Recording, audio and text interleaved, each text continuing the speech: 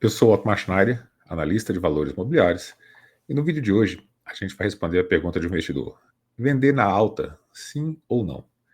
E se você gosta desse tipo de conteúdo, gostaria de aprender a investir melhor, aqui embaixo você vai encontrar link para os meus relatórios de fundos imobiliários, relatório de FIP, de FINFRA e também para a nossa comunidade do YouTube. E vamos lá para o nosso vídeo. Vender na alta, sim ou não?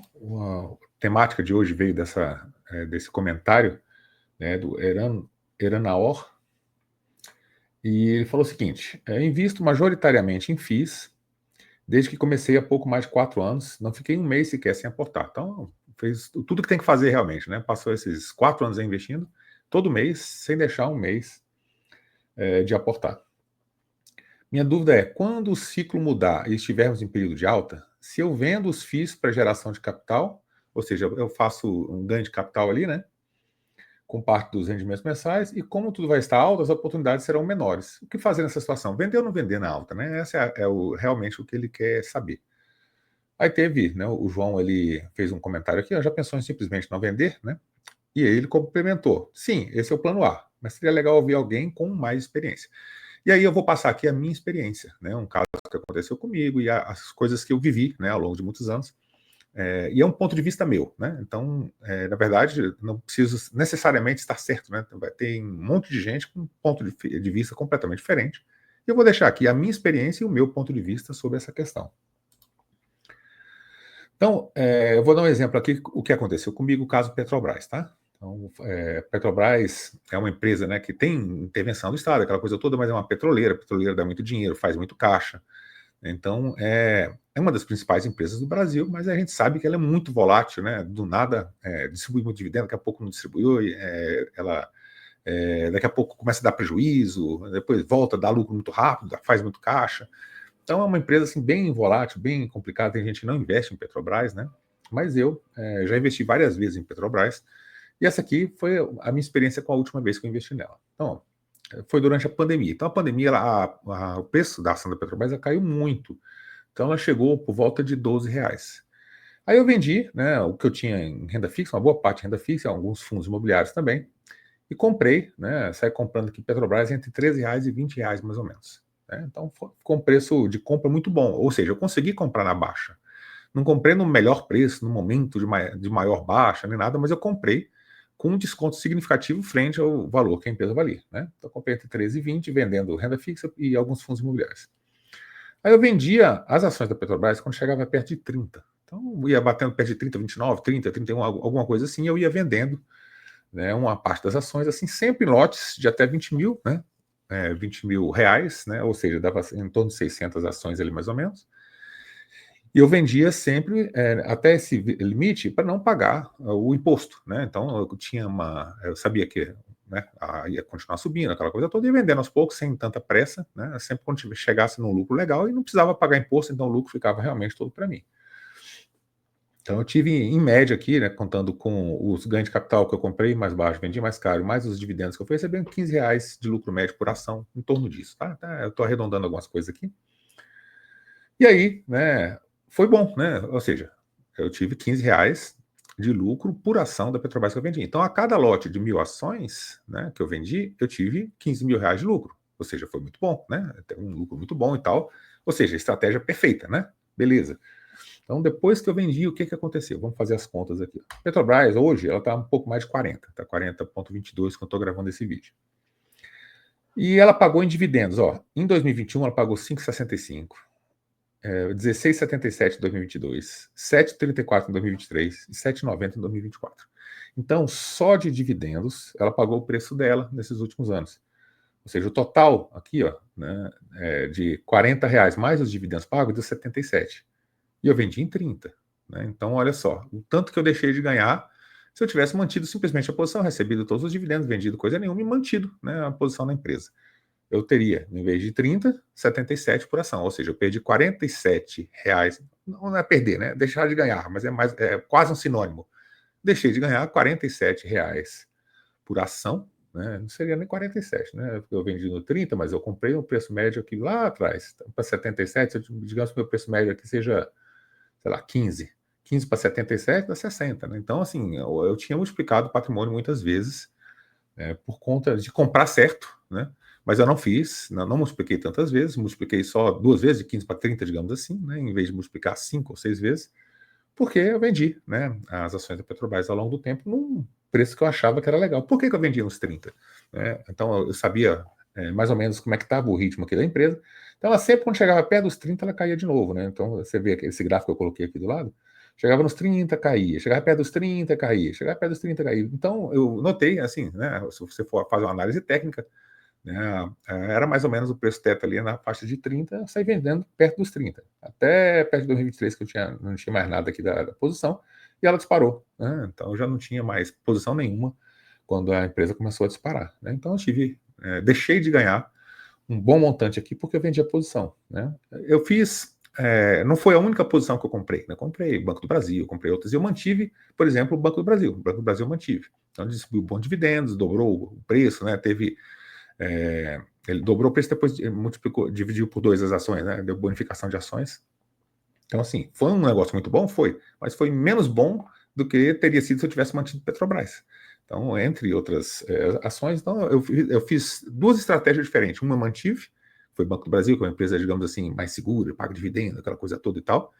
Né? E a outra eu não mantive porque tem um maior risco associado aí, que é o caso da Petrobras, de intervenção do governo, aquela coisa toda. Então, olha só, na minha mente, né, o que eu vendi, né, era o mais arriscado, que daria um menor retorno, e o que eu mantive teria questão de ganho de maior dividendo.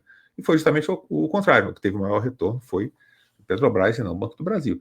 Então, com relação a isso, é só para vocês entenderem que ninguém consegue prever o futuro. Né? Até uma coisa entre um e outro, você pode errar. Né? Você faz uma análise com base em um monte de ideias que você tem com relação ao passado, as coisas que já aconteceram, então, as coisas que você lê, você constrói, né, toda uma tese, mas muitas vezes você não está certo na tese que você construiu. A gente vai ver um outro caso aqui de um investidor profissional. O cara tem mais de 30 anos e ele é gestor de um fundo hedge nos Estados Unidos. É o Druckenmiller. Né? Ele comprou a posição de NVIDIA, né, e surfou a alta de aumento por aquele chip de inteligência artificial e tal, né? Só que ele vendeu NVIDIA, né? Ele fez a mesma coisa que eu. O investidor que vendeu NVIDIA quando a ação valia pouco e perdeu milhões de dólares. Então, a empresa do investidor tinha 400 milhões em ações da companhia de tecnologia, ou seja, 400 milhões era para ter multiplicado algumas vezes aí. Começou a vender os papéis em 2023. Ficou sem nenhum, zerou a posição NVIDIA. Depois que ele zerou a posição NVIDIA, que ele vendeu aqui entre 800, ela chegou a 1.300. Então, ele perdeu 500 dólares por ação em milhões de ações aí, né? E aí ele fala, ele nunca perdeu dinheiro em um único trimestre, ou seja, ele é um dos melhores gestores, né, de fundo hedge. Fundo hedge digamos assim, é o cara que tem maior visão de mercado de todos, porque ele pode mexer em todos os setores da economia, com moeda, com câmbio, com exterior, real estate, stocks, ele mexe com todo tipo de investimento. É um cara que tem uma equipe muito grande, normalmente são os fundos hedge nos Estados Unidos, são os fundos de maior prestígio, né? Tem os gestores mais bem pagos. E ele é um cara de super sucesso dentro dessa área, ou seja, um investidor muito experiente. Ele nunca perdeu dinheiro ao longo da sua carreira, digamos assim, né? Sempre teve trimestres positivos e tal. Só que ele fala, o grande erro da minha vida, né? Não foi só esse, foram vários, né, que ele cometeu, mas um deles foi vender Nvidia muito cedo, depois de pensar que a manteria por anos. Ele comprou para manter por anos, né? Só que ele vendeu muito cedo. Cometi tantos erros na minha carreira de investimento. O cara é profissional, cometeu um monte de erros. É normal, tá? É normal a gente cometer erros durante a carreira de investimento. Um deles foi ter vendido toda a posição da NVIDIA, provavelmente entre 800 dólares e 950. Está por volta de 1.300 nessa ação agora. O do Camille falou. Ele é um gestor profissional, perdeu 500 dólares por ação aí, porque vendeu cedo demais. Então ele vendeu, assim que ele vendeu, a ação disparou. Né? Quase dobrou de preço aí, menos de, sei lá, 6 meses, um ano. Então, ele levou ele a deixar de ganhar em torno de 500 dólares por ação em cima de um monte de ações. E aí eu vou deixar algumas reflexões aqui para vocês. Né? Você não tem como prever o futuro, né, nessa questão de vender na alta. Né? Quando é que é alta? Quando é que não vai subir mais? Né? Qual lucro que vai ser suficiente para você depois não ficar pensando, né, no imaginar o que teria sido se você não tivesse vendido? Então, por isso, estar posicionado em bons ativos é uma grande oportunidade de negócio. Você está com a porta aberta, você faz parte daquele negócio. Aquele negócio disparar, você vai surfar essa onda todinha.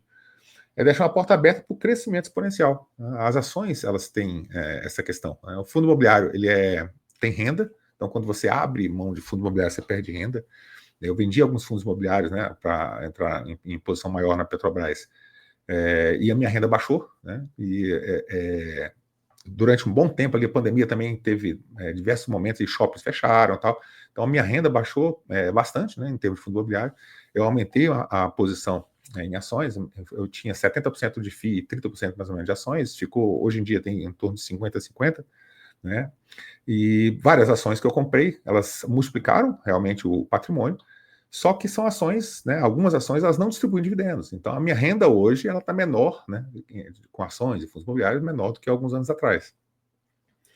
Então, faz parte, né, da minha reflexão, e esse é um caso que serve para mim, lógico que para muita gente o patrimônio é mais importante agora, você está construindo patrimônio, aquela coisa toda. Para quem já está na fase de fruição, né, a parte da renda é muito importante. Então, assim, tem como saber quando alguma coisa está em promoção. Está em crise, não sei o que, igual está agora. Eu sei que está barato. Quer dizer que não vai cair mais? Não. Né? Ativos com desconto frente ao valor intrínseco são os ativos em promoção, só que você nunca sabe até onde que esse preço aqui vai cair. O fundo do poço pode ter um alçapão. Então o cara fala assim, não, já caiu demais fundo imobiliário, agora vai subir. Não, ninguém pode falar isso para você. Pode continuar caindo.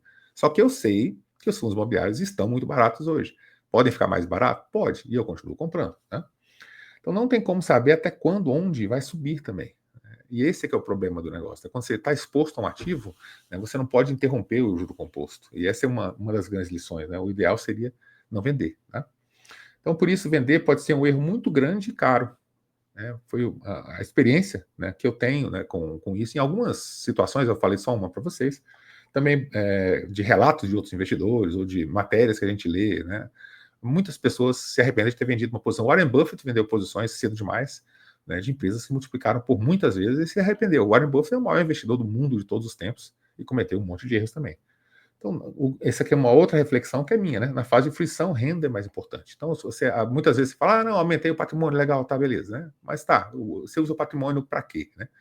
Então, o patrimônio tá lá, beleza, né? Bacana, tal, um dia você vai alegar para alguém e tudo. Mas o patrimônio que gera renda, você utiliza a renda hoje. Se você está na fase de fruição, esse patrimônio você acaba utilizando, né? Ele para curtir a vida. Não me fez falta, lógico, eu tenho várias fontes de renda, aquela coisa toda, mas você vê, né, que a renda ali já não está o que ela poderia ter estado por conta de giro, de patrimônio, essa coisa toda. Então, realmente, eu não aconselho, né, ficar girando patrimônio, tentando vender, achando o ponto de alta, né, a gente não consegue prever o futuro, né, e normalmente a gente erra, né, e quando você erra, você consegue ver o erro, por quê? Porque você vendeu, você vê, né, o ativo continua subindo, continua distribuindo rendimento, e você não faz mais parte, né, daquele negócio ali, você fechou a porta, aquela porta da oportunidade para bons negócios, né, que estava aberta para você, você acabou fechando. Então, do meu ponto de vista, você não deveria vender ativos, procurar vender ativos em momento de alta, que você nunca sabe até que ponto que vai essa alta. Então é isso que a gente tinha para o vídeo de hoje, eu espero que você tenha gostado do vídeo. Gostou do vídeo? Deixa aí seu like, se inscreve no canal, deixa um comentário aqui embaixo. Quais são os erros que você já cometeu? Né? Você já tentou também vender na alta, né? Comprar na baixa e vender na alta, como todo mundo fala? Né? Deixa esse comentário que eu gostaria de te ouvir. Muito obrigado por ter assistido esse vídeo e até o nosso próximo vídeo.